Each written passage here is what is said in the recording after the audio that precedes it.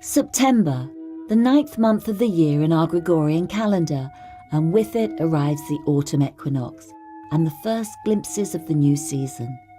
There is much for our poets, including Sidney Lanier, Charles Kingsley and Amy Lowell, to say and write about.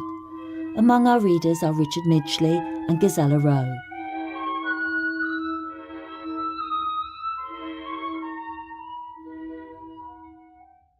Lines written on the 6th of September by Thomas Gent. Ill-fated hour! Oft as thy annual rain leads on the autumnal tide, my pinioned joys fade with the glories of the fading year.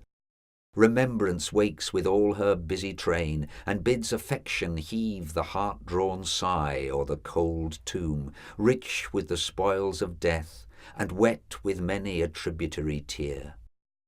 8 times has each successive season swayed the fruitful sceptre of our milder clime, since my loved died. But why, why should melancholy cloud my early years? Religion spurns earth's visionary scene, philosophy revolts at misery's chain. Just heaven recalled its own, the pilgrim called from human woes, from sorrow's rankling worm. Shall frailty then prevail? Oh, be it mine to curb the sigh which bursts o'er heaven's decree, to tread the path of rectitude, that when life's dying ray shall glimmer in the frame, that latest breath I may in peace resign, firm in the faith of seeing thee and God. Among the Rocks by Robert Browning. Oh, good gigantic smile, oh the brown old earth, this autumn morning. How he sets his bones to bask in the sun and thrusts out knees and feet for the ripple to run over in its mirth. Listening the while where on the heap of stones the white breast of the sea lark twitters sweet. That is the doctrine, simple, ancient, true. Such is life's trial, as old earth smiles and knows. If you loved only what were worth your love, love were clear gain and wholly well for you. Make the low nature better by your throes. Give earth yourself, go up for gain above. The 21st of September, 1870, by Charles Kingsley. Speak low, speak little. Who may sing while yonder cannon thunders boom? Watch shuddering what each day may bring, nor pipe amid the crack of doom. And yet the pines sing overhead, the robins by the alder pool, the bees about the garden bed, the children dancing home from school. And ever at the loom of birth the mighty mother weaves and sings. She weaves fresh robes for mangled earth, she sings fresh hopes for desperate things.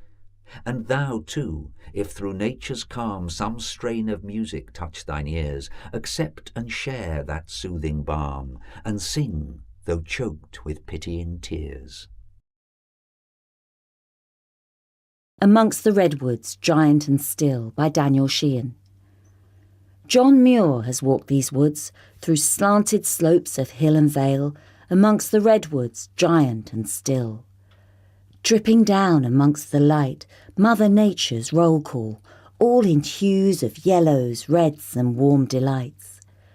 The earth a cooling mass of moss, of dew-wet rocks and slippery stones, the touch of rain and the sound of brooks. This never idle mantle changes seasons, and man has no dominion but to walk in awe and wondered thought. Postscriptum, September 1913, by Thomas MacDonagh. I, Adam, saw this life begin, and lived in Eden without sin, until the fruit of knowledge I ate, and lost my gracious primal state. I, Nero, fiddled while Rome burned. I saw my empire overturned, and proudly to my murderers cried, "An artist dies in me," and died. And though sometimes in swoon of sense I now regain my innocence, I pay still for my knowledge, and still remain the fool of good and ill. And though my tyrant days are o'er, I earn my tyrant's fate the more, if now, secure within my walls, I fiddle while my country falls.